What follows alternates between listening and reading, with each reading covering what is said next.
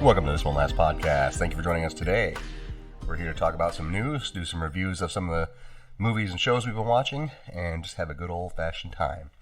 To my left here is P. Breezy. A good old-fashioned time? I don't know what that... Yeah, hey, I'm Paul. Don't question it. It's best not to question it. Yeah, it's your special week. To my right is, it's not feeling very special, D-Easy. The Space Jam Boy Summer. The Space Jam Boy. I love it. And I am Ryan B. Jordan. I love it.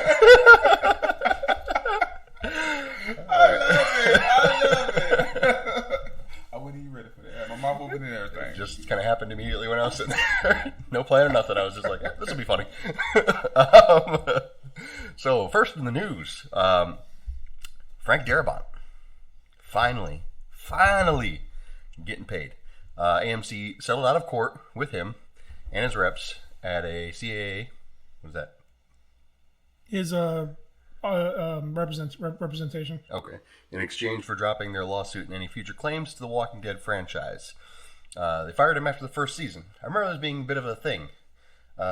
He was somewhat involved even afterwards, though. He was for a little bit. He started losing his role slowly because I think just, again, stories kept coming out that he was more and more of just like aggressive and hard to work with and just general dickery. Mm-hmm. And then after he was officially fired, he cranked up to 11. He was like tweeting and going all crazy, like calling everybody out, like fuck you, fuck you, fuck you. I'm cool, fuck you. Who's next? Was that? Who's next? Yeah. I somehow forgot to mention this, but the settlement was for $200 million. Wow. $200 million? Here's the thing. Whatever reason he was fired for and this and that and the other, them more or less refusing to pay him, there's definitely a crime. Because there was things where like they were misrepresenting like actual like costs and income and how much they were actually making from it. And he was like, to be honest with you, that first season was the best season. Yeah. A lot that happened there. I mean, the reason the success of The Walking Dead, a large chunk of it is because Daramont's vision to bring it to TV. Yep. I mean, obviously, the source material is had a lot to do with that as well, but actually making it work. Source material quick though. Yeah. But yeah, actually making it work. Oh yeah. Amen. Get that paycheck. And obviously, the success of The Walking Dead opened up for Invincible. Because that is also Robert Kirkman property there. So, and gave us like 9/10 of the actors. I would say that the success of Walking Dead opened up for a lot of other stuff, like what we were just talking about in the pregame, the one that's on Netflix. The zombie movies on Netflix. Z Nation. Yeah. A lot of other stuff. I mean, even you can even say the one they just did on Netflix, the movie we just talked about last week. This is gonna have a prequel. Yeah. Army of the Dead. Like that did a lot for a lot of different movies in the zombies. The zombie genre has been a big thing and has a ravenous fan base for quite a while, but it certainly brought it back and it brought it to the mainstream. But think about this: what done zombie movies right before that?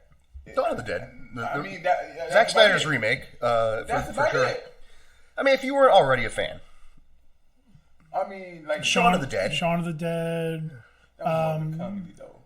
Yeah, but it was a zombie movie, a good zombie movie. Yeah. That was a zombie romantic comedy. And your boy, Nut Up or Shut Up. I can't remember the name. Time to nut up or shut up. Zombieland. Zombieland. And your favorite movie, Z Nation. It was the last words. But, I don't know. Walking Dead's been on for 23 years now? Jesus Christ. 177 years old. 177 years old.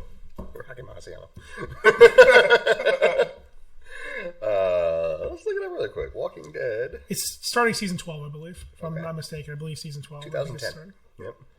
Way too goddamn long. Funny thing is, I think the comics were around for like several years before they even got picked up. Oh yeah, no, it's been around. It's been around for a hot minute. Yep. But it's just, I don't know what any of the shit's about anymore. I mean, I think all of us dropped off at different times, but we've been off for a minute. I thought that was when you killed with your boy. Glenn? No. The son.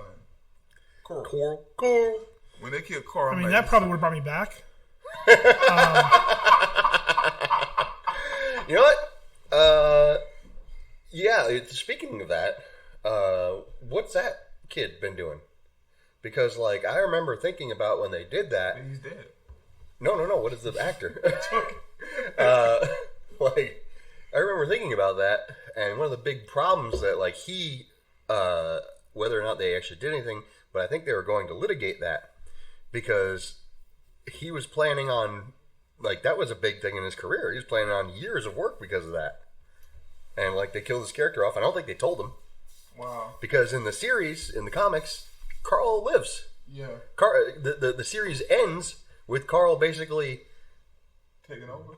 Not just taking over, like he's just basically back to like what would be essentially a normal life in this world.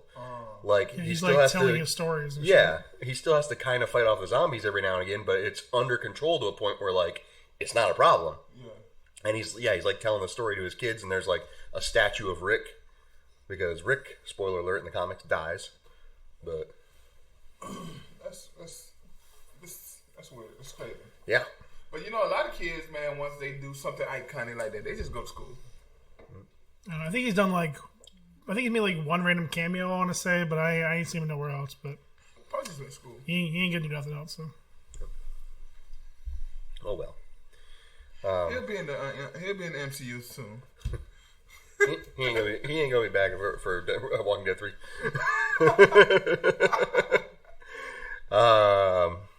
So, Disney has reported that Black Widow's 10-day U.S. household viewership has reached 2 million on Disney Plus Premiere. Now, correct me if I'm wrong. Disney Plus Premiere is $20? $30. $29. $30 times, let me say 10 million, 30 million? No, 2 million. 6 million. 60 million, sorry. In 10 days. That's a lot of, like, mouse hats. It's like 7 mouse hats. Yeah, it's insane. That's crazy. It is. But, like, personally, this is what I kind of, like, envisioned in the early, like, when they first started announcing these things. Because, like, movies like this are kind of what it's, like, built for. Movie where like a family, like I don't really want to drag the whole damn family to the theaters to watch this. Like this is meant for, like this is legit is meant for viewing parties and families. Yeah. And that's what a lot of this was. I mean, obviously there were people who bought it for themselves because they just didn't want to go out for personal reasons or health reasons, or maybe places by them aren't open yet. Yep. And I mean, realistically, even still, like you think about going to the movies. If you're doing a normal trip to the movies, tickets $15, soda's $8, popcorn's $8. So before you realize it, you're already spending $30 anyways. When we went to the but you don't have to wear pants. Two people would already make it the same price. Yeah. When we went to the movie to see the Fast and the Furious, I did $70. Mm-hmm. Yep. For everything. For one regular showing of 4DX is $25. Mm-hmm. Wait, just for that money, don't go regular. Don't go 48. Just say regular. Well, yeah, I'm just saying though, like, there are options out there where it would be like, yeah, you could spend pretty much the same price on one ticket. When we watched the Black Widow, it was $29. Or we could get it for $5 for the popcorn. We could get it for $30, and I could stand behind you and just shake around the sofa, like just lift it up and put it down. You feeling it deep? And sit with like a squirt bottle whenever water comes up. So blow on you whenever they're supposed to be wind. That's the kind of friend Ryan is. He's dedicated. Hey D, you feeling it yet? He'll squirt you and blow you. He's that kind of friend. It's his special week. Yeah, right. So, movies like this, I think do really well with it, and I think there is a path for this venture to keep going. Now that being said, this also like drew a lot of ire from the theater industry because again, that's 2 million tickets they couldn't sell. Well, 2 to 10 million. Yeah. 2 to 10 million tickets they couldn't sell, plus concessions. Looking at the sales, do you think they would have sold it?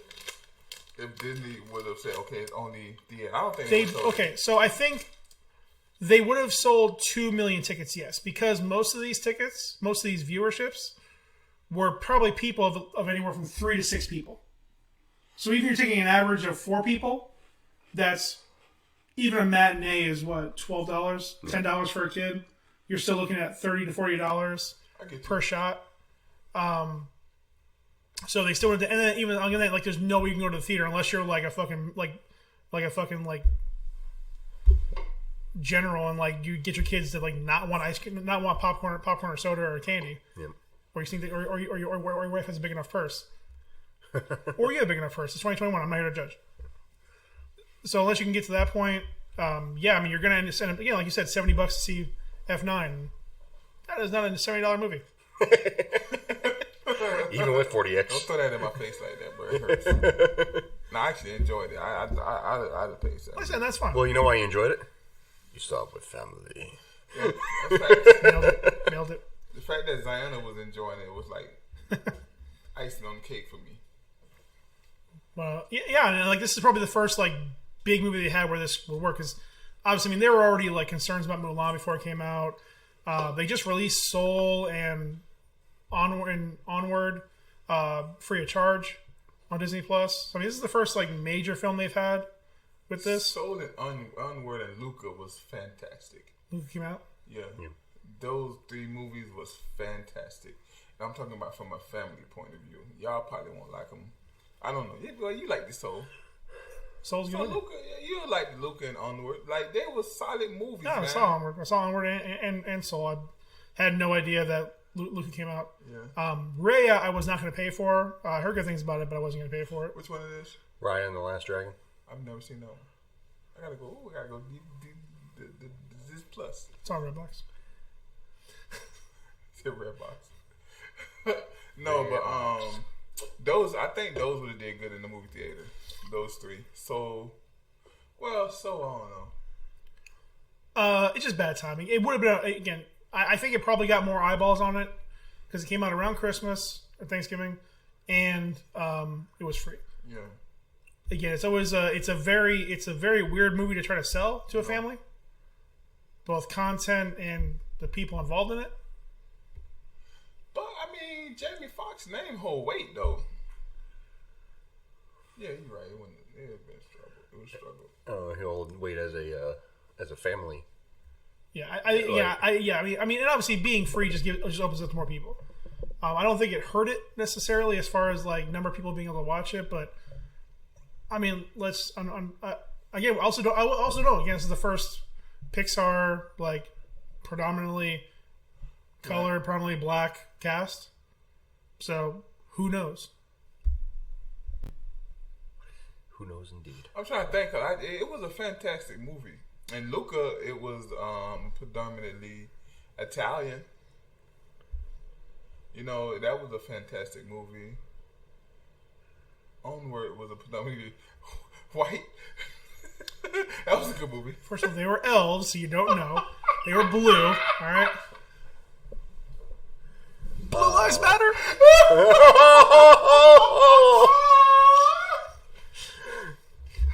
And we didn't last. Canceled. Well, it's Chris Pratt and Tom Holland, isn't it? Them two? Yeah, those were the main actors. Those are the brothers. Really? Yeah. Oh my goodness. I gotta start reading the credits. I be turning up so quick through the movie. I'm like, that was good, kid. DeLacy, Juwanna Man Howard. How embarrassing. In a post-Marvel world, you don't watch the credits. Hey, you think we're gonna get a Juwanna Man too? No. Besides, most WWE at this point ball better than Juwanna Man. They didn't do a good enough job setting up the Juwanna Man cinematic universe.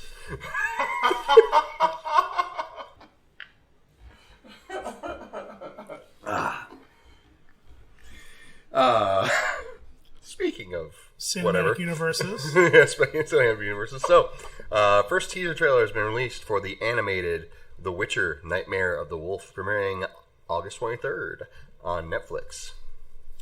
Did you guys see Witcher season 1? Yes. Was it good? It was excellent.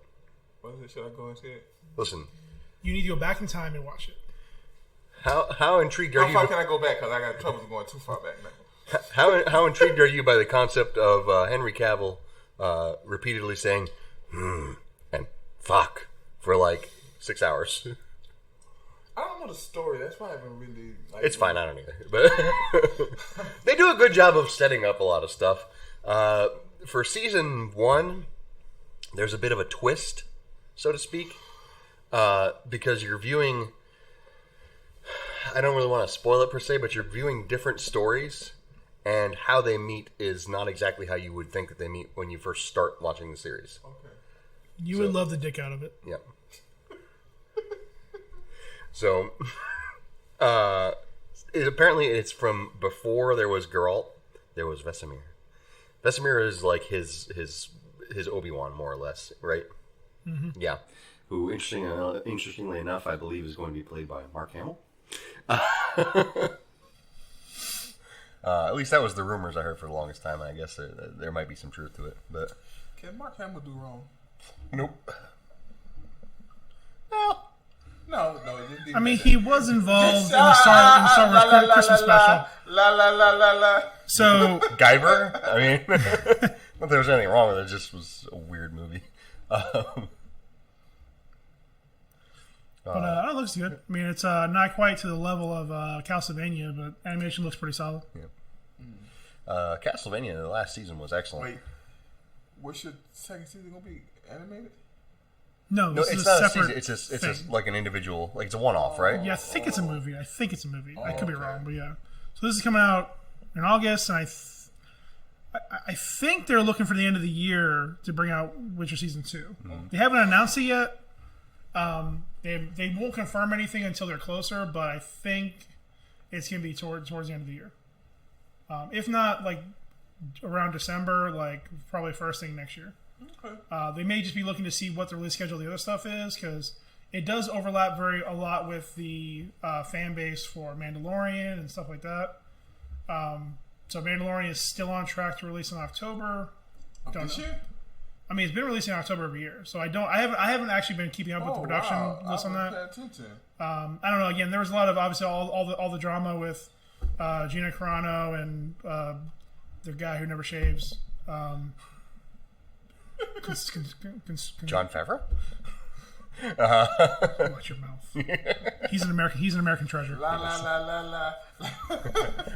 I just watched the Mr. Sunday movies with about Chef. It's pretty good. No, I should actually see the movie. It's a good movie. Sounds like it. Looked like it's pretty good. So, have you heard of Chef? So it's a movie by Jon Favreau, the director of Iron Man. It's basically about a chef who works at a high-end restaurant who is basically celebrated for his culinary ability, but he wants to make new things, new dishes and things like that. But his boss tells him make the same thing. And then apparently this food critic comes in and like criticizes him for making the same thing. And so eventually it turns out that he leaves the restaurant to go open up a food truck and make his own like food. Yeah. Very much a parallel for his his career with Disney. I'll be honest, I didn't even catch that the first time around because all of that happens in the first like 20 minutes of the movie. Yeah. Wow. The other like hour 20 is like him just like running around like Florida or south, like the South in a food truck, just doing like Cuban food and shit. It's really good, and all the food looks amazing. Yeah. He actually worked like trained with a chef to like learn how to do all that shit, so he did it all himself. And then that's why he has the sequel show on Netflix also called Chef, where him and the chef that he trained with, this famous like LA guy. They go around like the country, like going to different places and like checking out different like famous chefs and restaurants, and they even go to like Skywalker Ranch one time and like do an episode with Dave Filoni. Skywalker Ranch is the compound that George Lucas owned, where he did a lot of his FX work and a bunch of other stuff, editing for Star Wars. But it's not only that; like he rents it out to like different, studios and stuff like that, and actually a lot of his own ILM, Industrial Light and Magic. That's his effects company, and they do a lot of work there. Nice. So yeah, it's just like a giant compound made for making movie magic. Like yeah, they're like top tier. They've been top tier for a long time. 40 years.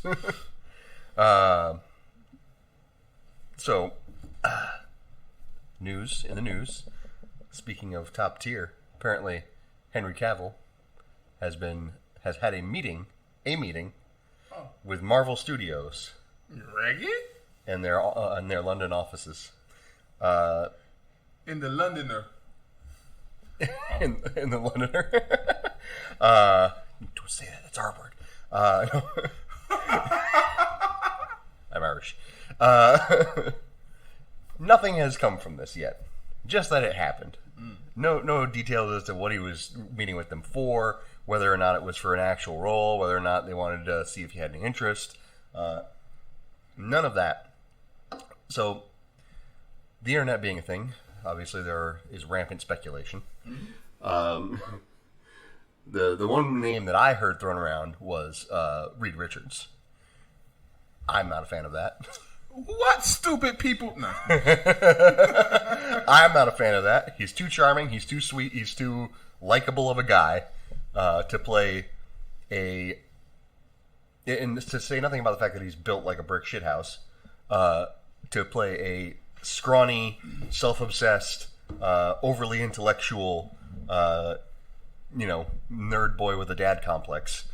That is Reed Richards. Of course, it's happened in the past where Marvel has decided to change the characterization of their characters to fit the MCU, but I feel like that's the core of Reed Richards' character, is being the smartest guy in the room, but too smart for his own good. I'm gonna throw a name out there. All right. I don't know the name, but I'm gonna throw somebody out there.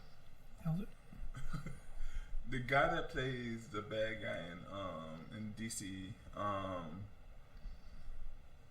the bald-headed dude. What's his name? They're big bad. Lex Luthor. You're talking about Mark Zuckerberg himself. Yeah. he would be good at that role. Too easy. Too easy. But it'd be good. He'd be Jesse good. Eisenberg. Eisenberg. I still stand by my personal choice. I think would be really good. Obviously, the one name constantly thrown around is your boy Jim from The Office. Drawing a blank on his name, John Krasinski. There we go. And his wife Emily Blunt, because they're already married. B, he's already kind of a scrawny, not scrawny, but he's kind of a overconfident dork. If you ever watch The Office, that's kind of the character that Jim plays, or John Krasinski plays. It's just they blend together. It's hard to keep them separate. And then on top of that, Emily Blunt, being a talented actress in and of herself, but she could convey motherly and tough at the same time. That's a fine cast. I'm sure that would do well. But the one that I like is Chidi from the Good Place. Drawing a blank on his name right now, but he's very good. That character already, Chidi in the Good Place, is a overly smart, very bookish nerd. And I wouldn't mind seeing him do that. But I don't know. Henry Cavill as Reed Richards, I don't see it. You had a different suggestion for him. A couple different suggestions. One that I said I didn't really agree with, which was Wolverine. Yeah. I think he's too pretty for that. And the other I think we all agreed on. Sentry. The Sentry. The Sentry. I could see that. Like, for one, the character of the century is a little bit cuckoo, to say the least. Obviously, he's like a dual personality type character, anyways. Schizophrenic with multiple personalities. Yep. So I mean, insanely overpowered. Yeah. That's what I was thinking. One of the most overpowered of all the Superman knockoffs. That's what I was like. Wouldn't they be good if he was a Superman knockoff? William Jackson Harper is the name of the character from The Good Place, plays G, but Okay. talented actor, but William Jackson. Hero wise, I think Century makes the most sense. I don't know, because I think honestly,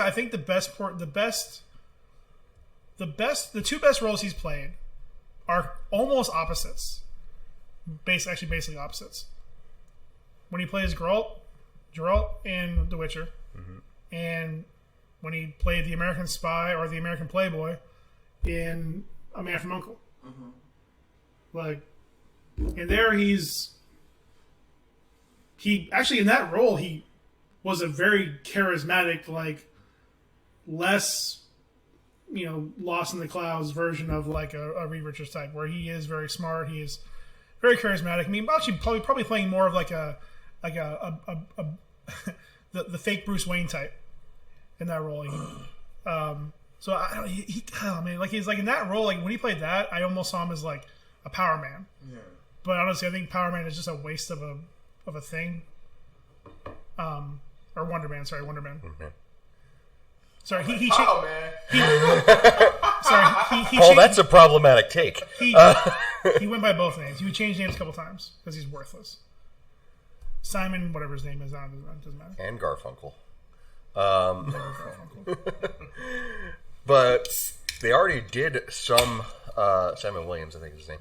But they already did some like promo work with Nathan Fillion as Wonder Man. He would have been great. He would have been fantastic because Nathan Fillion can play blissfully unaware, overly obsessed person very well. Nathan Fillion still deserves a role somewhere in the MCU. Absolutely, he does. He's older, but he still has time to play plenty of fun characters. He did, though. Doesn't count. Yeah, doesn't count. He was a very minor character in Guardians of the Galaxy. He was on screen for like 2 seconds. But 2 seconds, 2 fingers. Yep. And was that actually him, or was that like a CGI stand-in and they just dubbed his voice? But it wouldn't surprise me if Gunn actually brought him on. I can't wait to see him in Suicide Squad. His character is. You think he'll stick around? What? Oh no, he's gonna get killed. To give you a reason why, D. In the movie, his character's name, like his moniker or whatever, is TDK. Now it hasn't been revealed or anything, but we know his identity as the Detachable Kid. They changed the name of the character from what the original comics name was, because the original comic character that he was playing is Arm Fall Off Boy, whose power was to detach his arms. Now, I got half that power. Wow, too soon, D. Too soon. Zion got me one today that was so nasty. I had told him something. He said, "This coming from the man with 5 fingers." Somebody called 911. I said, "Go to bed." It's 10 in the morning. Get your ass in there. They coming from the man with 5 fingers, bro. Zion got pissed. I was busting out laughing. I got 10. Pop. 5 fingers all I need. No, I'm just kidding. It's going to be interesting. All of that's going to be interesting. I don't know how that led into from Henry Cavill meeting with Marvel, but just fan casting. It's all pretty much. All we're doing here. We need to do a show just fan casting. I mean, we can probably do for one. Yeah. Because again, we've been thinking about what we're going to do in the future. I mean, there's still a bunch of characters they could and should. I mean, we've already casted the X-Men, so we can see what we're going to do about casted the X-Men and the Fantastic Four. We might as well go ahead and fan cast the Secret War. I was thinking, yeah, that's actually what I was thinking about. The only problem with that, though, is it just uses the existing characters. But we don't know if they're going to even do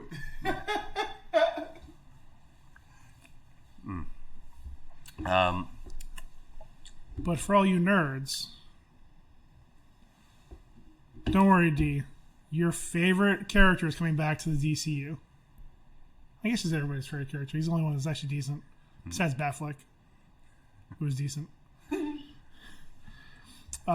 Reports are alleging that your boy Cavill's coming back for Superman in some comeback capacity, whether it's the first of many or last of all in Black Adam. Well, they were saying that for a while, though. Yeah. They were saying, like... Rumors getting stronger. Well, again, they said that because he's going to be in everything, because he hasn't been in anything forever. Well, no, they're saying, looking at the contract, that would have made sense. I find it funny how the two characters that have been around the longest in the DCU, who have done the least, are finally going to be together. Yeah. At the post DCEU. Mm-hmm. Or they the were there rebirth. at the beginning. They will be there at the end. Man, they really need to give that universe to Snyder, bro. What? They need to give that universe to Snyder. Nope. Bad You know idea. what? I won't get into this right now. What's next? Listen, you keep saying that you don't think Black Adam's going to come out, but I think the real thing that's going to happen here is, with all the anticipation, there's going to be millions and millions going opening weekend, and they're all going to be packed in the seats. They're going to be sitting there with their popcorn, their candy. They're going to be eating. They're getting ready.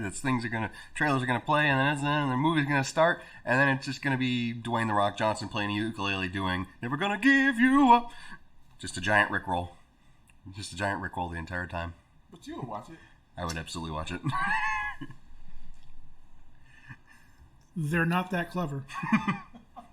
Dwayne the Rock Johnson is. But they won't listen to him. It's true. I mean, you going to tell Dwayne the Rock Johnson no?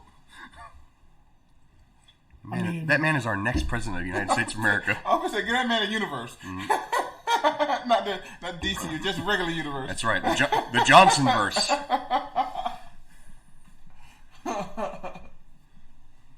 Speaking of The Rock, I don't know why, but lately YouTube has been showing me a lot of his videos of WWF or WWE, and I shared one in the group. He is just fantastic.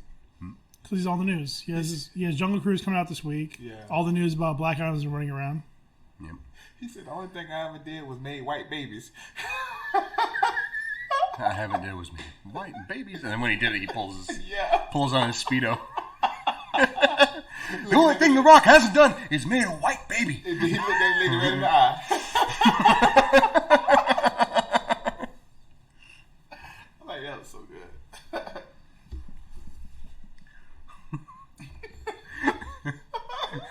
I almost half had a. You interested?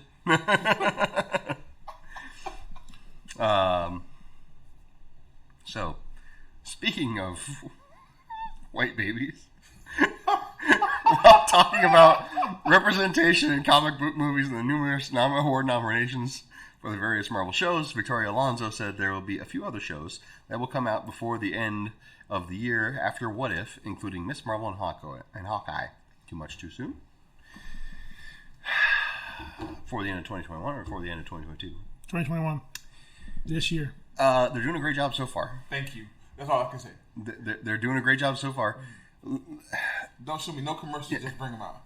Please, sir, I'd like some more. Here's one thing I'm concerned about, because here's the rest of the year. So we're just past the halfway point. Mm-hmm. We've had one movie, 3 series. The rest of the year, we have 3 movies, confirmed 1 series, at least 2 more series she's claimed to come out, plus whatever other things that we're talking about and getting ready for, and announcements and leaked photos and things like that. So I mean, in 5 months we're gonna have 3 movies and at least 3 new series, if not 4. Loki changed the game for me, so I don't care.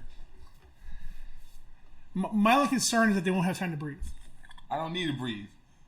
We underwater up in here. You ready to die for this, dude? Pretty much close to. You leave your kids, you'd be raised by that gator?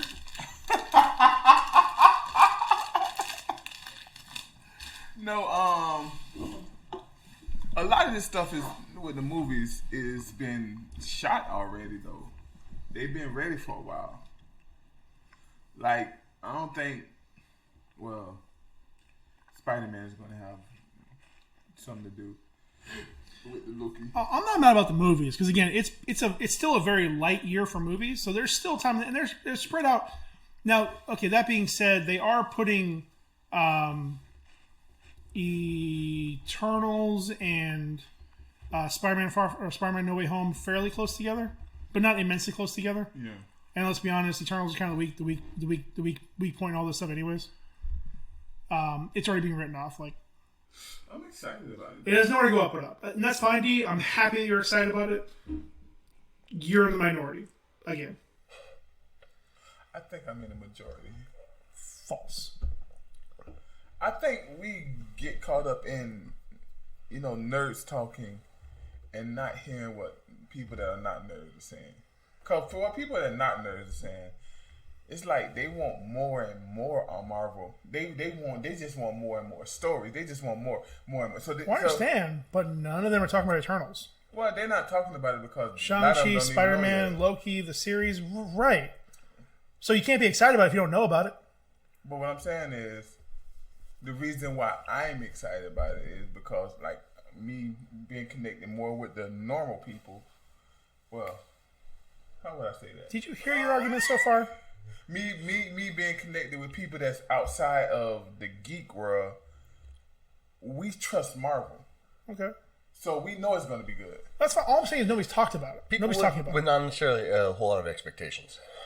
That's something. It has nowhere to go up. So on the bright side for it, it has nowhere to go but up.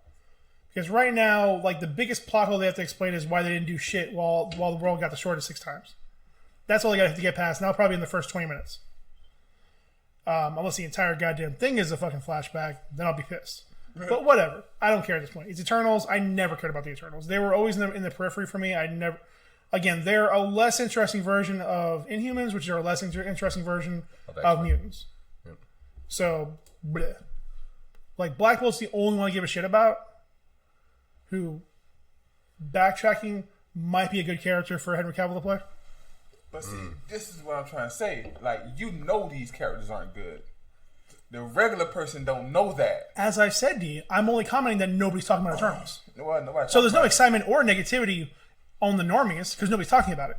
But what I'm arguing is the reason why I'm excited about it is... And I'm not arguing that. I'm happy for you. No, I'm just saying nobody else is. What I'm saying is the reason why I'm excited about is not on anything like what you guys decided on, the comic, the stories and all. I'm excited because it's a Marvel done movie and I trust Marvel to do well. And that's how everybody else is going to see it. When it gets close to it. I can't fully speak for Paul, but I feel I partially speak for him when I say I don't know shit about the Eternals. Like, they've never been a hugely popular group. So as far as, like, expectation and shit, I think it's maybe one of the few times where we're all on the same level. Yep. Like, my only exposure to them was reading the Earth X comics, the X like comics line, where like basically it was like talking about like the birth of humanity and mutanity. But that's a whole different thing I don't want to get into. But people like me don't even know nothing. Don't even. Well, that's fine. But again, even there, their total involvement was 4 panels. They play despite being immortal, they play a very little story in the Marvel Universe. Comics or otherwise. So, I don't care about Eternals. I have nothing negative about it. I'm intrigued why this is the movie that we're going to bring in the Black Knight in. But otherwise, I generally don't care. And again, the only thing I'm parroting is that I don't think most people in the same boat as me is most people, even outside of the nerds and geeks aren't talking about either. Because again, it's being overshadowed by Shang-Chi, who we've gotten a lot of stuff for already, and Spider-Man because of Spider-Man. Shang-Chi is next. Yeah, that's right? next. Yeah. By the time we get closer to it, it's gonna have. There's gonna have. Sure. And again, I hope it's the best. Again, all I want are good movies, and legitimately, I don't care if it's DC or Marvel. I just want good movies. And Marvel historically has had good movies. Well, how many missed? Captain Marvel. I like that one, but I would say Thor: The Dark World missed. Iron Man 3 missed. Iron Man 3 and 2 both kind of missed for me. And Captain Marvel, it had too much of a chip on its shoulder. And I feel like it would have been better if Black Widow was the first solo female movie. Because that was a better movie. I'm going to say the only miss for me was Thor: Dark World. And I've said this multiple times before, but there are bad Marvel movies, but none of them are bad movies. Like they're comparative. Yeah. They're all well done. They all narratively make sense on their own merits. From a strict, here's what's happening in this story. It's just whether or not it has any impact, whether or not it makes sense, whether or not it fits within the MCU. And Marvel has been working their ass off retroactively to make Thor: The Dark World make a lot more sense in the narrative. But it was just a bad movie, though. It was bad unwatchable movie. Like you couldn't. I bought it and I watched it the first time. I've not watched it again. I think it's a lot of the same problem that both Iron Man 2 and Iron Man 3 had to deal with, is studio involvement and not trusting the creators involved. See, Iron Man 2 and 3 was pretty good. Well, and the thing they wasn't okay, great. So here's what I'm talking about. There was two. good. What happened with 2 is that there were a lot of things that were forced onto them because the studio wanted to. So again, that was a much more fleshed out character. That again, that meme would have been a lot less noticeable because there was a lot more to that character originally, but it got cut down so much that it became a parody. And again, I think they were trying to do too many storylines at one time because Marvel wanted them to hit certain beats. Yep. And again, it was also still most of these knocks are pretty early in the Marvel franchise. Yep. I mean, even Iron Man 3 happened just after the first Avengers. Yep. So most of this happened between 2010 and 2014. 11 to 14. 12 to 14. 11 to 14. And even Captain Marvel, that's just a whole different ball of wax. I don't want to get into that right now. But Thor, kind of the same problem too. I mean, everybody involved, it started off sounding very good, both for nerds and outside nerds, because a lot of good actors involved. They brought back returning characters or established characters, and it should have been very good. But Patty Jenkins was supposed to direct that movie. Yeah. I'm gonna say this about and she left the project because of studio involvement. Yeah. Thor: The Dark World, the first half of the movie, up until Frigga died, was amazing. It was trending on to be a really good movie. And then after she died, the movie, and there wasn't nothing to do with her. Well, yeah, I mean, again, it's just having to force certain beats to happen instead of letting the story grow organically. Yeah. And you have this great actor in Christopher Eccleston that you don't let him do anything in. Yeah. So again, he just I think he had 4 lines the entire movie. You make him speak a nonsense language, and then CGI the fuck out of him for the end. Yeah. It's sad. It's bro, Chris Eccleston. Yeah. But what I'm saying is, even if we look at it that way, that's not even 5% of the movies that are bad. They got a 95% good rate in movies. That's more than, there's only 22 movies. 24. There's only one bad. I mean, I think we all agree that Iron Man 2, 3, and Thor are below average for sure. Amazing. Whiplash was pretty cool. And then 3, that storyline between him and the kid, man, that was kind of cool. The different suits and everything. That end fight scene. I think you focus on the things that you like about the movie. Anyways, it's all subjective. Again, we're already off. What was the original point of all this? Is there too much going on in the Marvel? All right, we're scaling back. We wasted before. Yeah. Yeah, I'm just worried about there being too much and not all of it having time to breathe. Okay, now let me say this. What if they had time to breathe? It was called 2020. Yeah. What if Shang-Chi was good? It's good. Spider-Man good. 2 of the shows good. 1 movie bad. 1 show bad. is a successful end of the year. Oh, I'm not worried about being successful. I just want to be. I just want the. I mean, that's time. a good year though. Disney's gonna have a good year regardless because they're the only studio. There's only 2 studios putting out movies this year. Yeah. They gonna have a good movie. Universal did their one. That was it. What's that? That's F9. That was all they got coming out. Look at it. What else they got? The only other big franchise they have is Jurassic Park. That's all they got. That ain't the Jurassic World ain't coming out this year. I don't think so. But I genuinely don't care. Oh no, now HBO and them they had a good year. Warner Brothers, yeah, Warner Brothers and Disney. That's it. They had a good year, man. Warner Bros. And Disney are the only 2 studios putting out big movies. So again, I'm not concerned about Disney. First of all, fuck Disney. They don't care. I don't care if they don't make money. They already have all the money. They're just making their own money back. So I'm not saying they're not gonna have a good year. What I'm saying is, especially with the way they release things, they bring it out 1 episode at a time. I'm super ADD down right now, so don't keep talking to me because I'm gonna tell you, I'll take you all over the place right now. Like we need to progress. So I think it's too much. So again, so you're fine with it. I'm excited about it. I'm fine with it. As long as they're all good, I couldn't care less. I mean, look at it. You give me 4 out of 6. 4 out of 6, I'll be good. WandaVision, Falcon and Winter Soldier, and Loki have all happened within the last 6 months? Yeah. Okay. Do you feel that was too much? That's 3 series in 6 months. And a movie. And Black Widow. Do you feel like that was too much? That was 3 series in 1 movie over a 7-month period, 7.5 month period. Uh-huh. Whereas we're gonna have 3 movies and potentially 3 series in a 5-month period. Okay. That's gonna be pretty much non-stop. Like there's not gonna be any gaps. I mean, one of them is What If, though, isn't it? Which they're gonna be releasing 1 episode at a time. I'm assuming. Yeah, but it's What If, like it's entirely non-essential. Which means is they're not gonna be releasing the other series until that one's over. So if it's 6 to 8. They're saying What If it's canon now. I don't know if it's gonna be canon, but it's gonna be it's gonna be connected.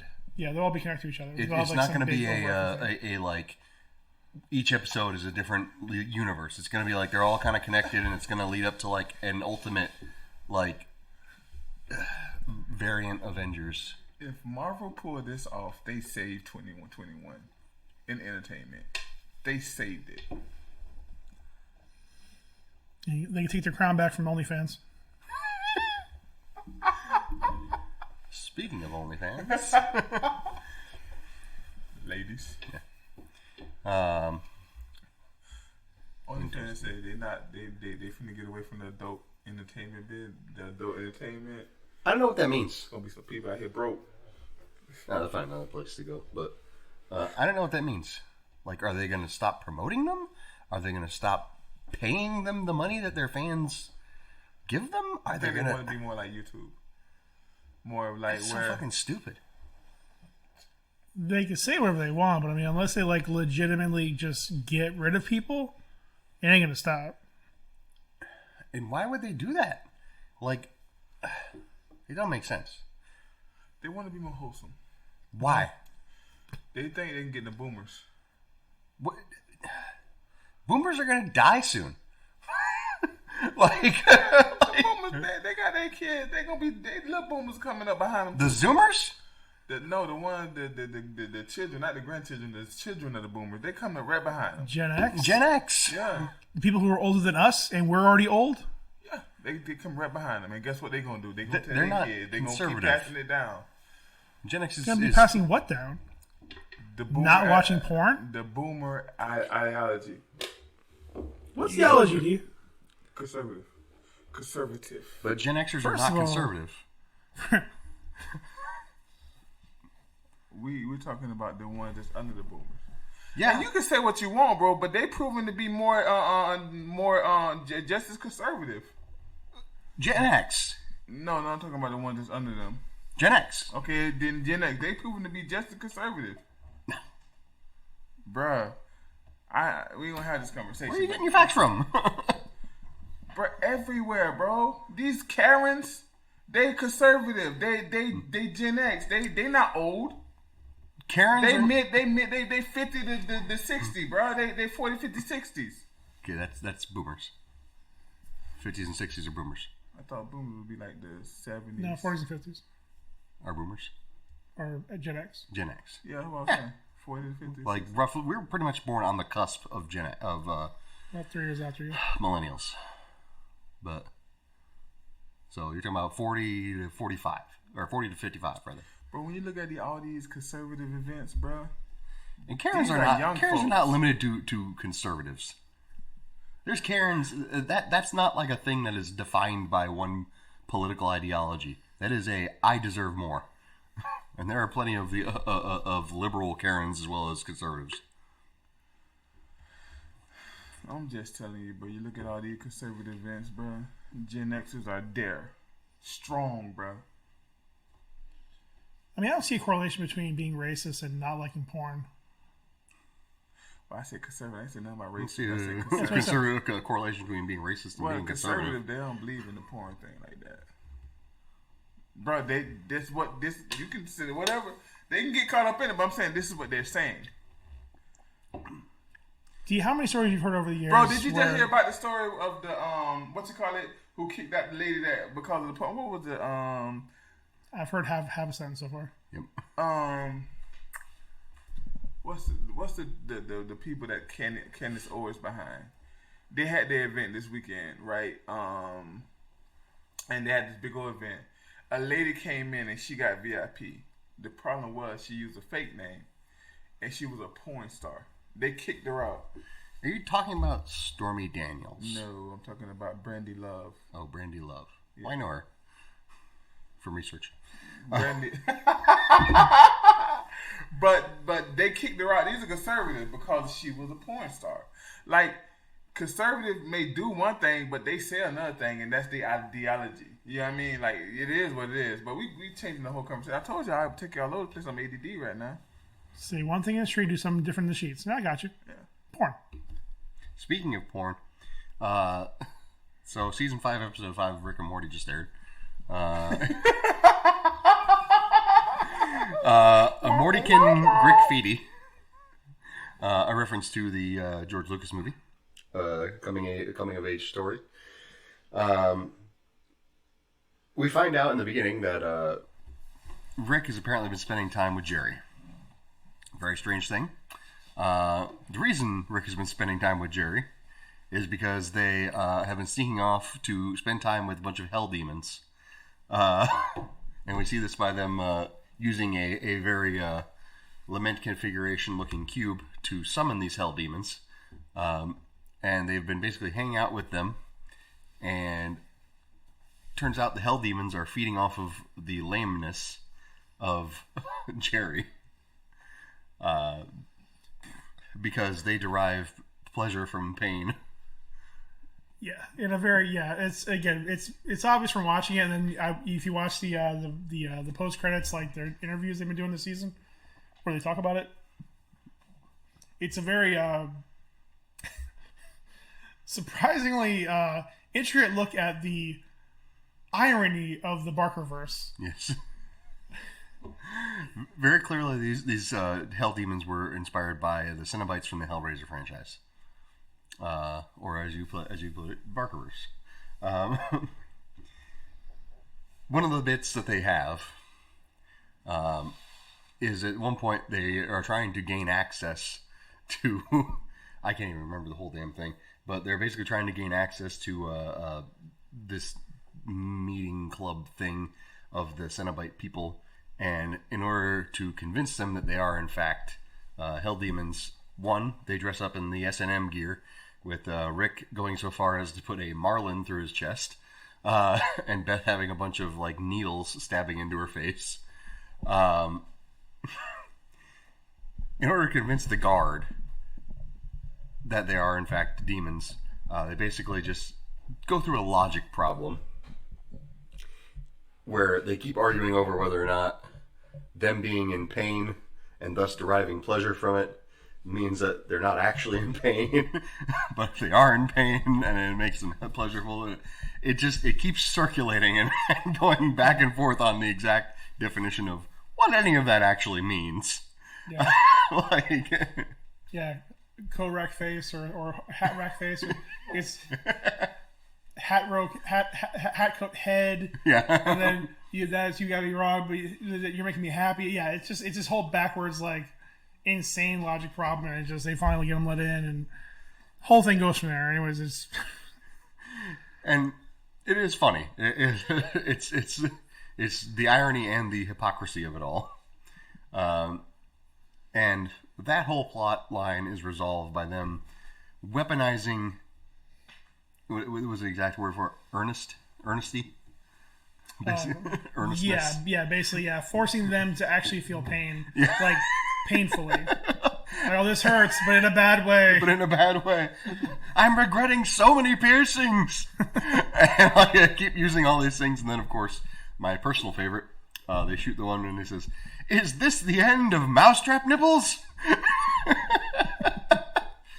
It's so ridiculous.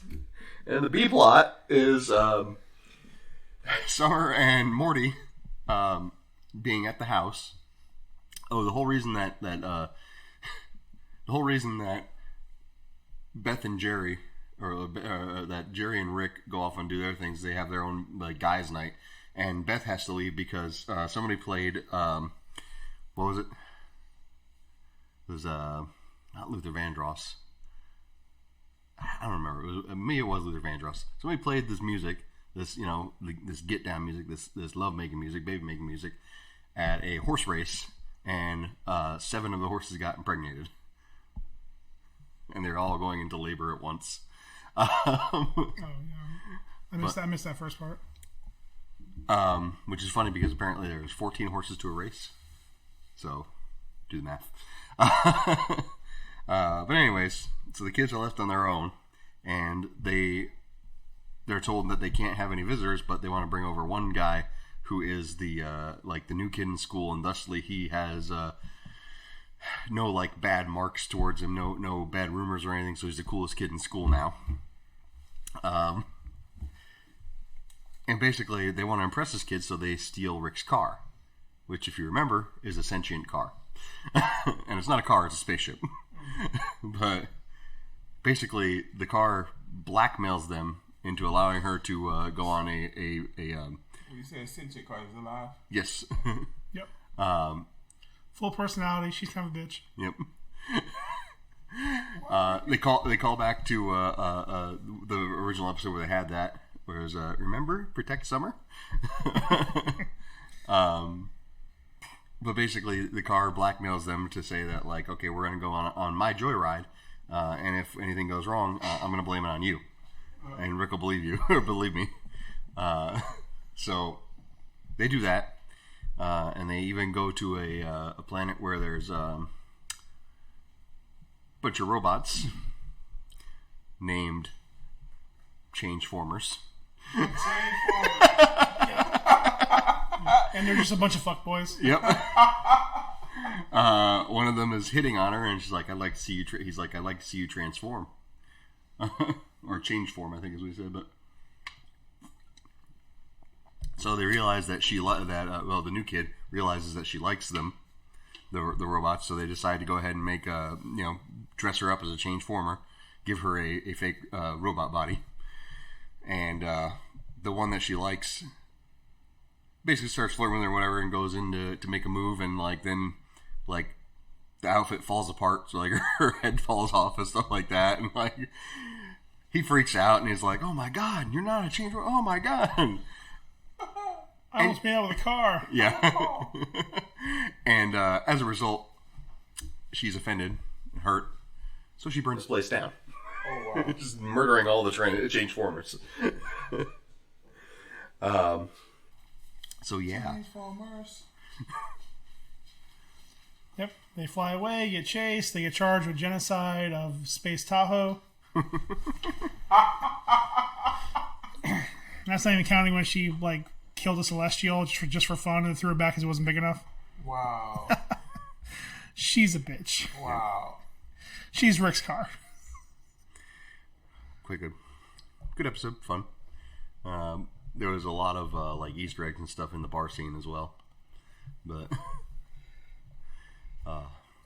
good stuff. Highly recommend this episode. Much better than last week's episode. Yeah.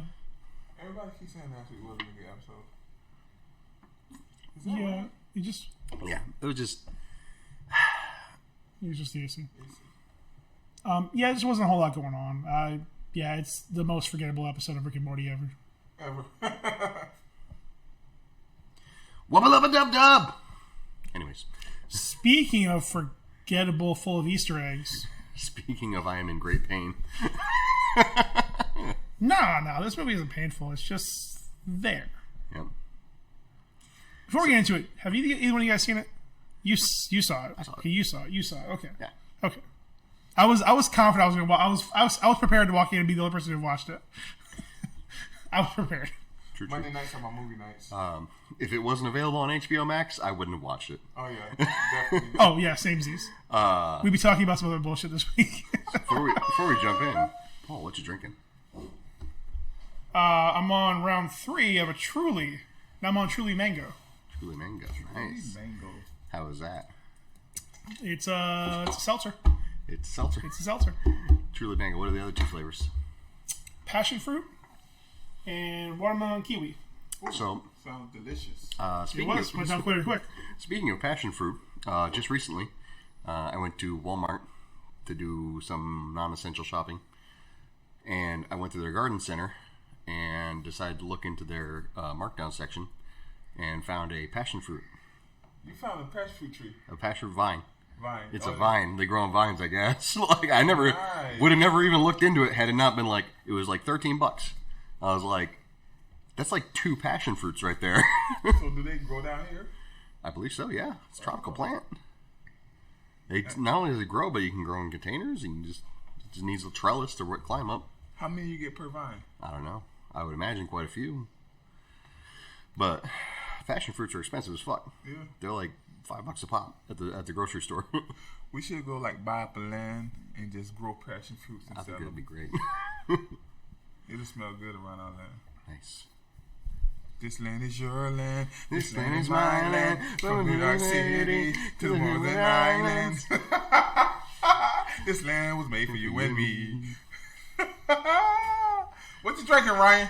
Ryan is drinking a Modelo Chelada, mango and chili. So I didn't really even know that this is like a thing, but apparently Modelo has a line of cheladas that are just like various flavors. And I went to the Shell station, which is by my house, which is about as close to a bodega as you could get, while still being a franchise. They got good tacos and stuff in there. Yeah, they got like a whole. Yeah. They got like a whole, like a panaderia kind of, and then they have like an actual like a sub shop type deal, and I used to live there. they sell like I remember, sell like electronics in there, but. So I decided I was gonna get that. This one, the only one that Get your Modelo, a taco, and a phone. I got a TM with the fucking little sausages. Yeah. Yeah. They have empanadas sometimes. I don't know if they still make them, but they got some really good empanadas. Yep. Yeah, they got some good stuff over there. But this is it's okay. It's about as good as you would expect a mango and chili Modelo Chelada to be. It's got a slight savory note to it. It tastes like a watered down beer, but with mango and chili. I don't know how to describe it. It's fine. He drunk 2 times. What? He drunk from it 2 times to try to explain it. It's not like it's fine. Would you say it pairs well with the buffalo blue cheese combos? It's not too bad. Yes, actually, it's a nice combo. That was you. You set a man up for that one. You brought Soft serve. Going back The salt to helps. D, what you drinking? Awa. Some Hydration. Hydration. With diabetes, man, I just don't try no more. Everything got sugar in it. So I just say, you know what, man, I'm just going to drink water. Fair enough. Surprise, put sugar in it. I really do believe that the Sony got sugar in it. Watermelon, that thing too sweet. watermelon sugar. We gotta have a conversation though to continue on what we would put in our field besides passion fruit? How big's our field? Well, we gonna do that today. I told y'all you go my ADD and run the show off somewhere. Fairly paid migrant workers. I mean, usually you got your own field, you just do it yourself. But I'm out. Yeah. That's the point in order to make any money off of it, unless you have a giant ass farm. I'm gonna be honest, everything else I was talking about, I was out. Fair enough. I expect nothing less. Kale, it is bully. Hey, did y'all hear the soundtrack of Space Jam? It sounds really good. Oh, so you didn't listen to it? Did you listen to it? I did not listen to it. There it is. Okay. I also read the titles. I read I was intrigued by the first track on the album of Lil Baby and Kirk Franklin. Yeah. That played at the end. I was like, all right, this is I mean, all right, I guess it's not me at least. All right. Yin and yang. All right, it's a little weird. All right. I mean, at least it's not Lil Nas X and Kirk Franklin. I mean, that's a different conversation we have. I'm guessing those two weren't recorded at the same time. Somebody's going to need a witness. It should have been Kirk Franklin and Plies. Twizzies. They have a picture of Kirk Franklin and Plies. They say the saved version and the unsaved version. I would say for sure this time around they did not manage to capture the same magic as far as music is concerned as the first one. That first movie was saved by the soundtrack. Oh yeah, the first movie absolutely. was there. It was just fine. For me as a nerdy white kid, I loved the Bill Murray cameo, Wayne Knight. Yep. The soundtrack was dope. I don't know, as a nerdy black kid, I was like, yo, Jordan saved the world. I really believe that. Bro, can we just talk real quick since we're talking about this? His outfits. The baggy tucked in polo. Jordan? Yeah. The baggy tucked in tan polo. I know. Those big ass khakis. Crazy. Absolutely ridiculous how on fire this man's outfits were.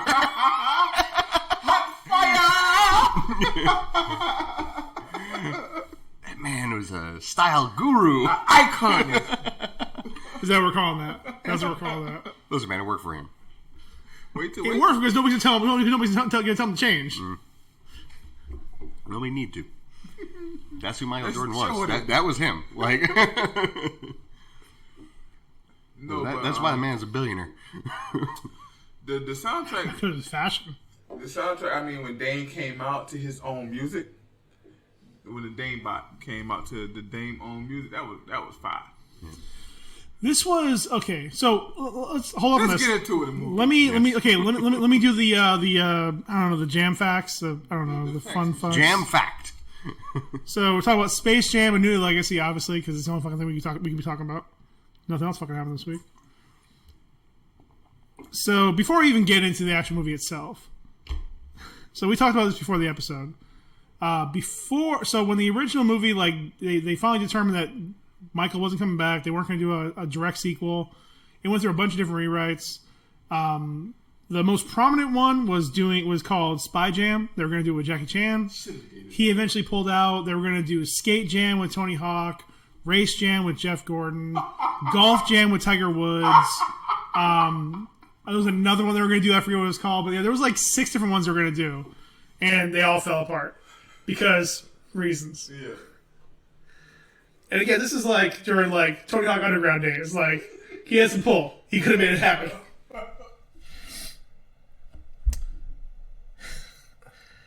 So anyways, that fell through, and that eventually just became Looney Tunes Back in Action, the live action blend, and that's actually the last full length motion Looney Tunes motion picture until this movie. That's what I'm saying. Back in 2003.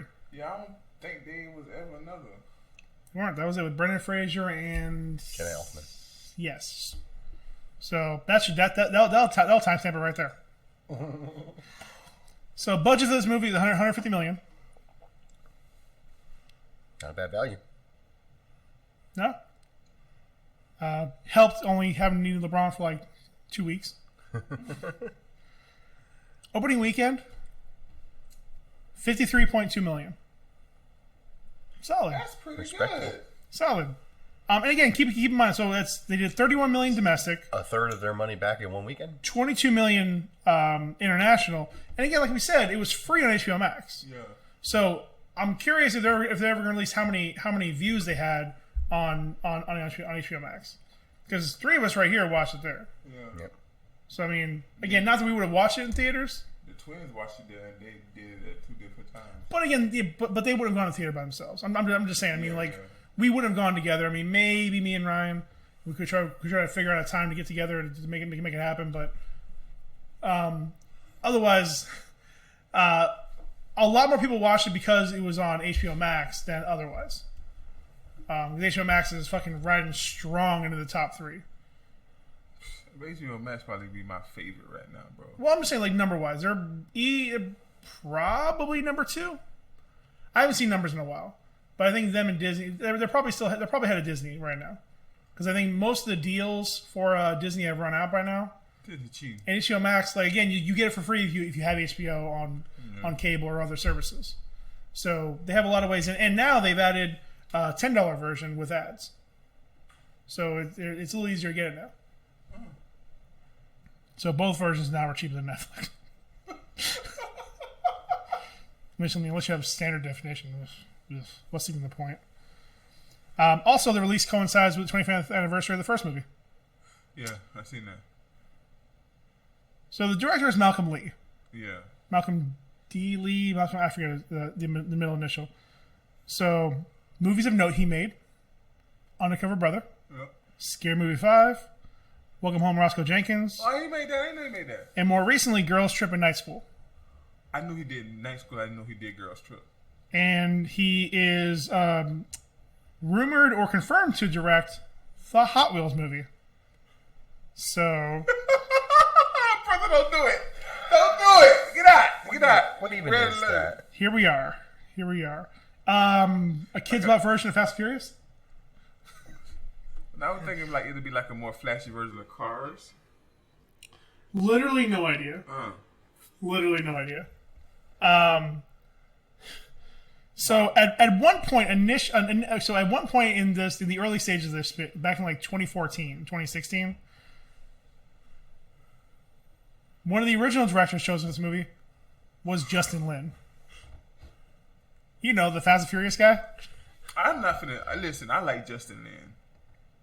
Oh, he was on board, I like. and then he decided to leave and make work on F9 and F10. Yeah, that's Seems like the right call. At some point, he was still. I think he. I didn't look at the credits. I think he was. At one point, he was. I'm not sure he still is on board as being an executive producer, which just means like, hey, you were involved at some point. Here's much money. Thanks. Terrence Nance took over after him. He's known for some kind of random series and like small film. He didn't last very long. He was out, and then Lee came in. So, voice actors of note, and Ryan will go over his after I go through this. This is just the celebrity list. Lola Bunny. This one's actually funny. So the original voice actress from the first one did all the lines for this movie, and without saying anything in explanation, they redid it with Zendaya, who, funny enough, was 2 months old when this first movie was made. So, Speedy Gonzalez, voiced by Gabriel Iglesias. Yeah, that's pretty cool. Wonder Woman, done again after her 2019 movie Bloodlines by Rosario Dawson. Huh? I didn't hear that. Your boy AD voiced the Brow because, of course. Yeah. Klay Thompson played Wetfire. That's a terrible name. Terrible name.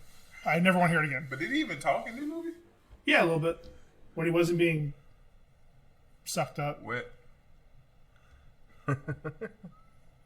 You good, dude? You good?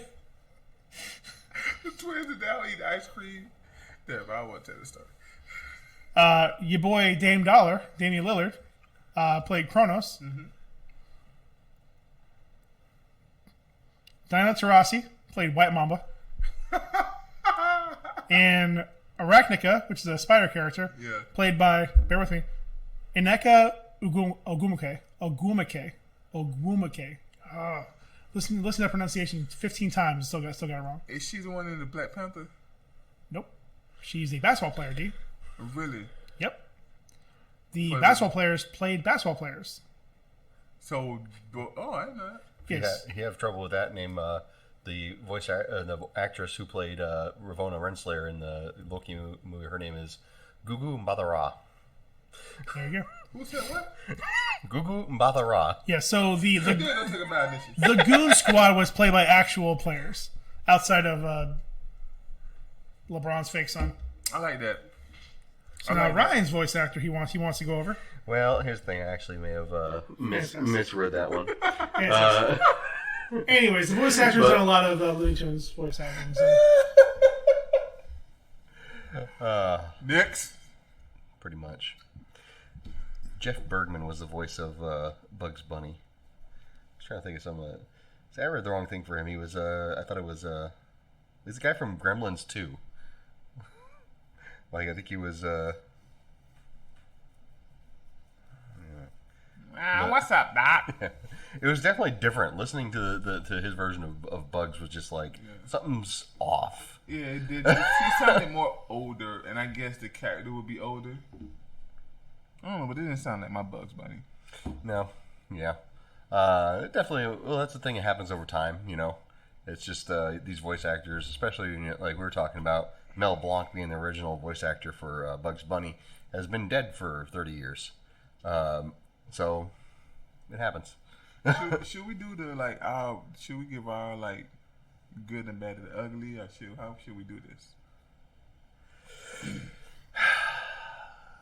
Good question.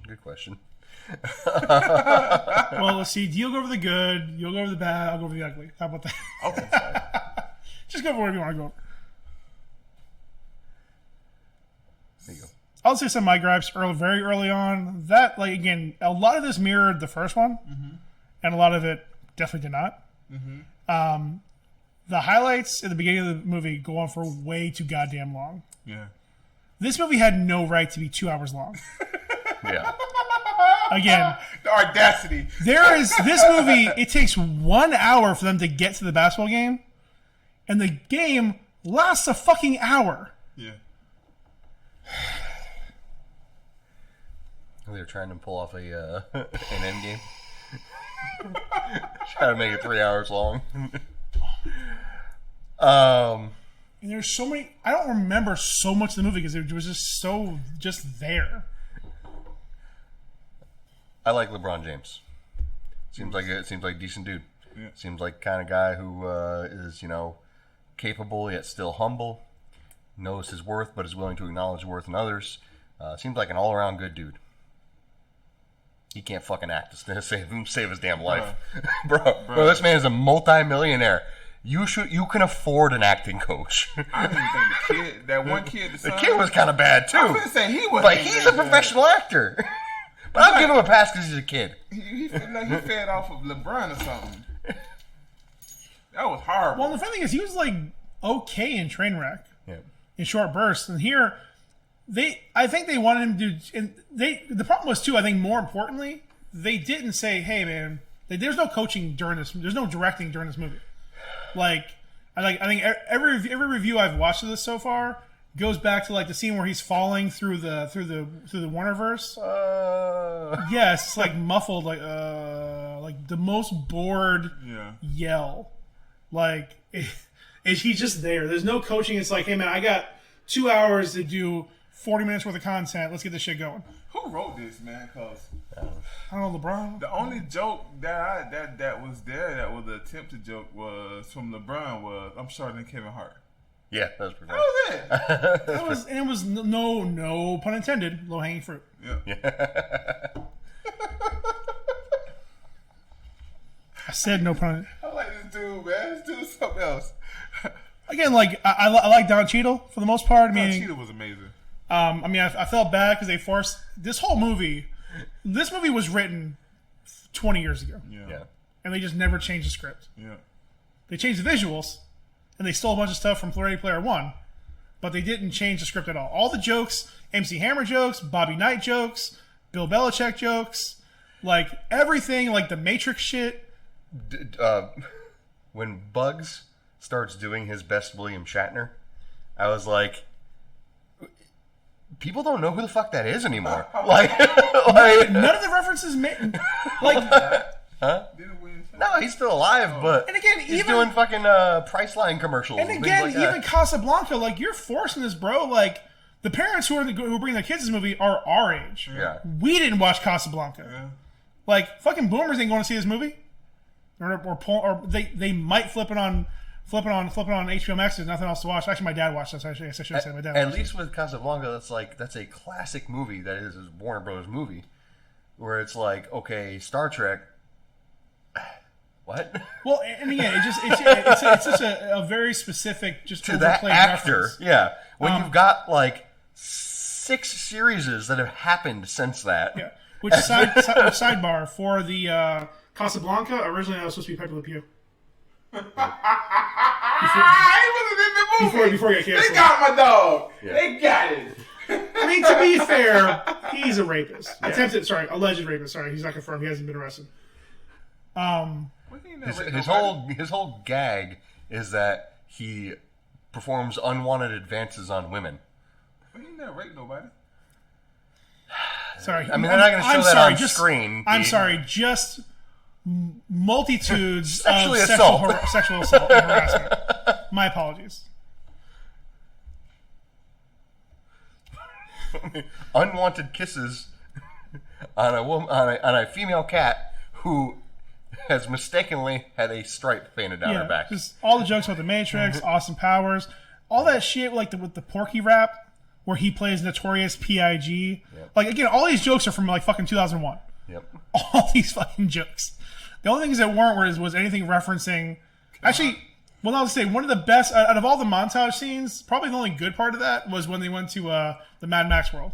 That was great. Yeah. I fucking Wile E. Coyote writes, witness me on and LeBron side. James in the car, like with a bunch of like goofy makeup, like goofy outfit on. Like that was actually a good part of the thing. Like I enjoyed that part. I did like how they had the different worlds. Yeah, it was good. That's fun. Again, like I mean, just the Matrix part was kind of played out. And again, glad to see Granny finally getting on the team instead of just being a cheerleader. Yeah. It's progressive. I like it. Other than recasting the female bunny for a much younger woman. Yep. I don't think it was for a interesting one. choice to. I think it was for the hotter one. Like her Zendaya name is bigger. Zendaya name is bigger with kids. I don't think they advertised. That's the funny part. Yeah, that's true. Like that was not like a selling. I had to find out on a YouTube video. That's crazy. Like I didn't even realize it was her. This movie didn't really have much advertising other than like during the basketball. They didn't want to spend more money because they knew most people were going to watch on HBO Max. Yep. I find it very curious how during the halftime show they had he pointed out that Granny was making a martini. I was like, interesting choice. They're tunes, man. Like, yeah, she did. That was like her third one at that point. But again, they're not going to call that out. But that scene there was the movie's best joke. Yeah. Sylvester comes back all excited. Guys. Well, the lead up is that they need a secret. Yeah, they're all it's leading up to a secret formula, something special. LeBron's depressed in the corner. Granny's drinking. The rest are just sitting there like waiting to be deleted. LeBron's not like depressed. LeBron is like actively taking it out on his team. Like, and that actually, before we get to the joke, I'm concerned because this whole movie, like, I'm surprised they let him be perceived as a dick. Like, he's an asshole for most of the movie. Didn't they make a reference to him? I'm taking my talents to Miami. Oh no, yeah, they play that exact scene. Yeah, which is again unnecessary, but for that though. But it kind of set up. That's the way he was treated. Hurt people. That's kind of like where they set it up. When he was a little boy and he was on his game, and his coach was like this and that. It kind of set up like that's all he knows. But here's my problem with that. So that means that he doesn't start to love basketball again until he's 36 years old, 37 years old. Been in the league 18 years, 17 years? No. What that's showing is that like that mentality that he got is what he feels that everybody got to have. So then here's two things. Either one, he's being way too honest with the public right now, or he's overplaying his seriousness towards the game. Because I honestly, again, maybe just not from hearing the stories. I always felt his personal. I think this is the character.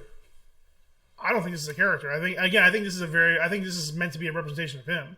But again, which is why I'm saying that I'm surprised that he let it be portrayed this way, of him being a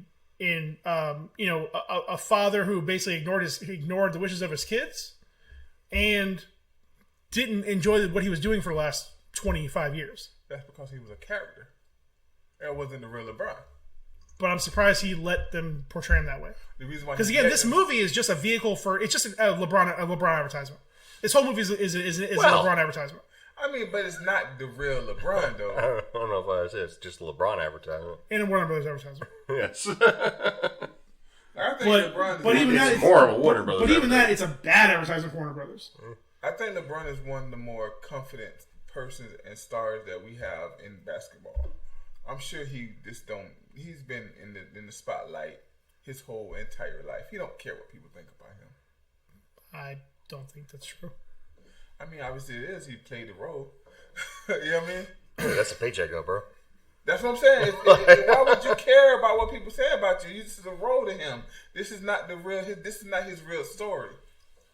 You're not looking at this movie and say, okay, this is LeBron was all his life. No, this is just LeBron in the world where he's talking to rabbits, eating carrots. I'll just be curious to hear the stories about this movie a couple years down the road. His actual thoughts on it. But anyways, back to the best joke in the whole damn movie. The best part of the whole goddamn movie. Facts. Trying to get some secret stuff. Sure, you see your stuff. Ryan, take it over. Yep.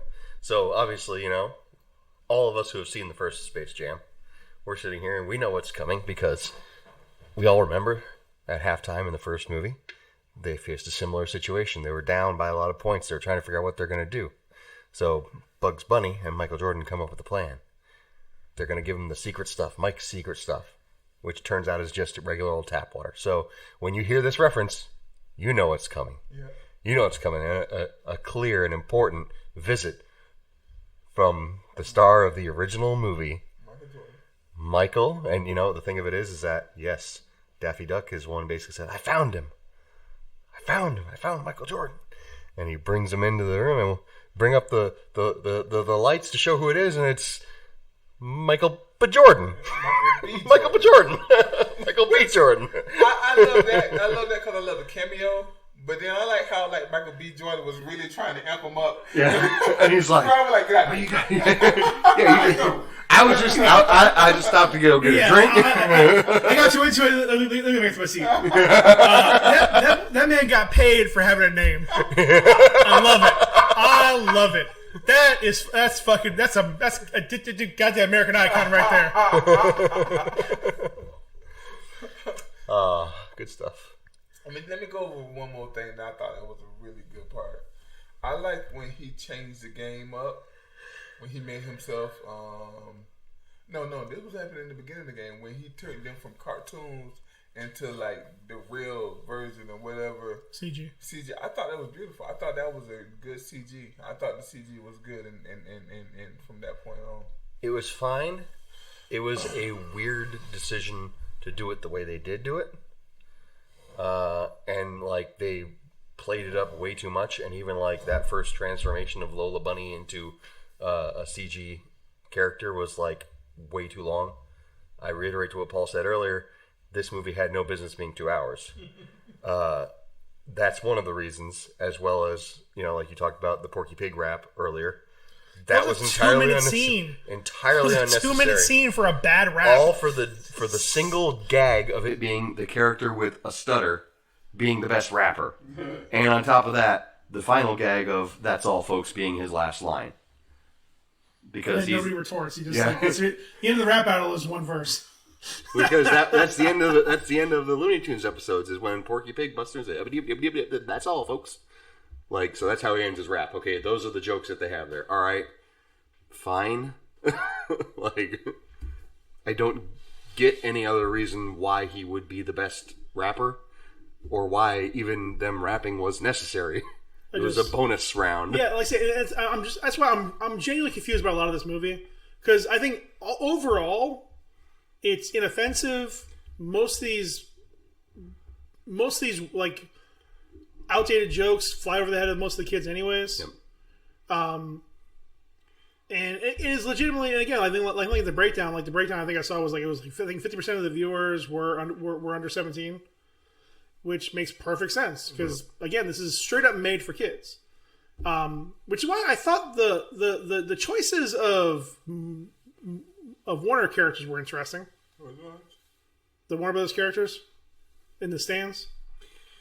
You watch me, right? Oh, like all the characters and all that. Yeah, like, I get Iron Giant and King Kong, but like Pennywise?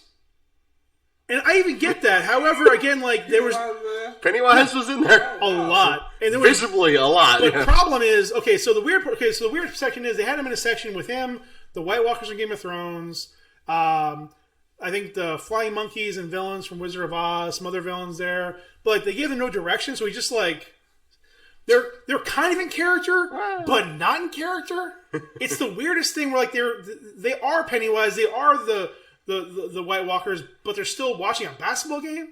So, I think a lot of that was for. I think this movie, like somebody said it, and I think they said it best.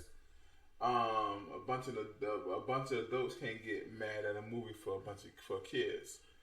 And I'm gonna say that to a certain extent, but I do think there was callback to our age, people that are our age, and I think those characters was one of those callbacks. That's why they had so much of a focus on Game of Thrones. Maybe I think so. Did they throw in the guys from A Clockwork Orange? It's a really fucked up movie from the 70s. Let's just leave it at that. Very specifically, Arnold Schwarzenegger's Mr. Freeze. Very specifically. No. Like he was as a attendant, as a fan in the stands, but it was very clearly his version of that, and not just like in suit or anything. It was him with the robe, where he's in his hideout, and it was very clearly Arnold Schwarzenegger's Mr. Freeze, and he was getting all like doing this thing, but he's watching the game, like. Weird, strange choices for sure. Well, in the whole movie too, because you think about it too. So you have this movie where the jokes are made for kids our age. Mm-hmm. The cartoon characters are from our parents, and all the players are from the kids who are younger than us. So none of this makes sense together. Nope. All the jokes are 20 years old. All the references are 20 to 30 years old to 70 years old. Money grab. It probably was money grab. But it was a blind money grab. Yeah. Like this actually could have been really successful, but like it doesn't feel like anybody cared. Do Warner Brothers really care about success though? They're thirsty as fuck. Not for success. Yeah. They thirsty for selling toys and stuff like that. I think this movie became a lost cause, if I'm being perfectly honest, because I think they saw what they were getting out of LeBron and what they had. Yo, listen. We didn't do a good job picking LeBron, so okay. Go with it. Let's just throw as many. But again, let's look at this. So the commentaries they have for the game. That was the worst commentary to pick. How do you not get Barkley? No. How you not gonna get Green? Bang! Like the dude that Ernie, he don't even come and stay. You get the straight man run the and show. Lil Rel. Like it's just like they're like, okay, we're running out of money, guys. Who's left? Well, Lil Rel was a good pick. It was who sit across from him. They got the wrong person. What if they had James A. Smith?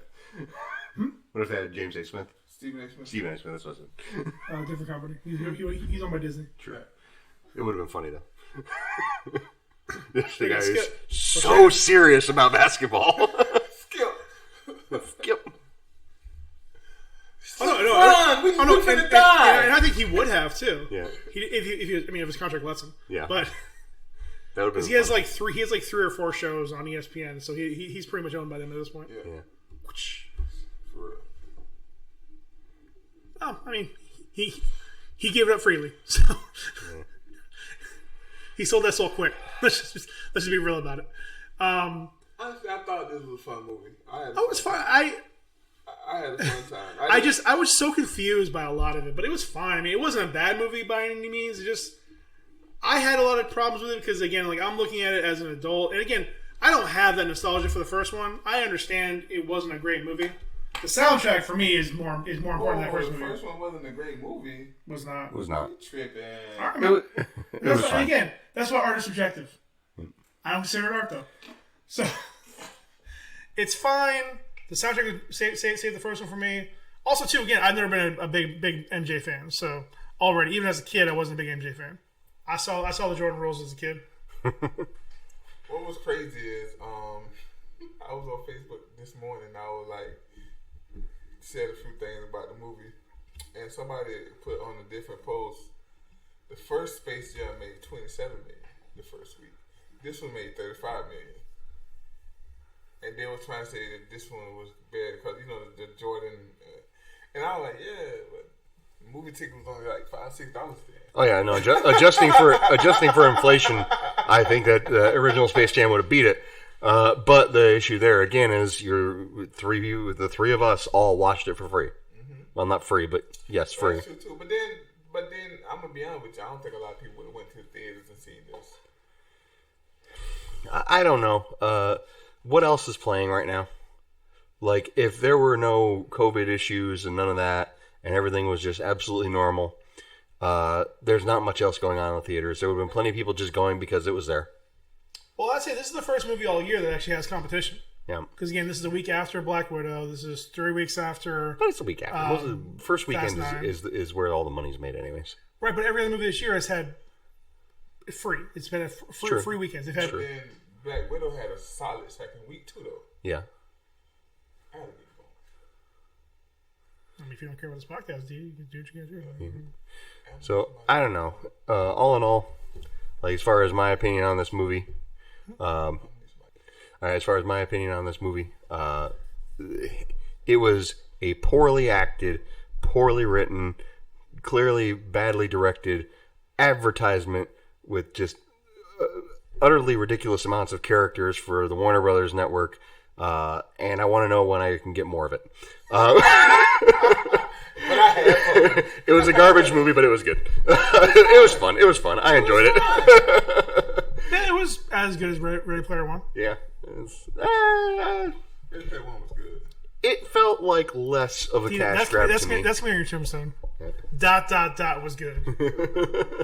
It felt like less of a cash grab to me as Ready Player One, because at least it felt like it had some sort of a kind of a heartfelt message to it, whereas Ready Player One was just like, yeah, it's okay to obsess over these things. It's totally normal. Don't worry about it.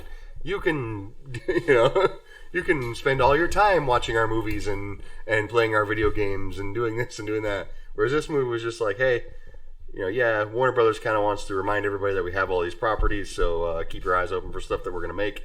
But at the same time, LeBron wants to talk to you about the importance of balancing family life with work. Now, to be fair, he just isn't really sure how he's going to do that. Now, to be fair, yeah. They were just following the source material. Yeah, it's true. I agree with you. I didn't say that. I didn't fault them for that. But they saw the source material, knew what the source material was, and still said, yeah, let's dump millions of dollars into this. Spielberg, baby. Yep. Warner Brothers. Have fun, Netflix. Warner Brothers. Indeed. All right, butter. Adios. Dee's leaving us. I suppose that ultimately will wrap it up for us. Thank you for joining us today. To my left has been P. Breezy. Still here. To my right has been D. Easy. That's Slim. The leaving boy Slim. the Space Jam boy. And I've been Ryan Beyond, so bye.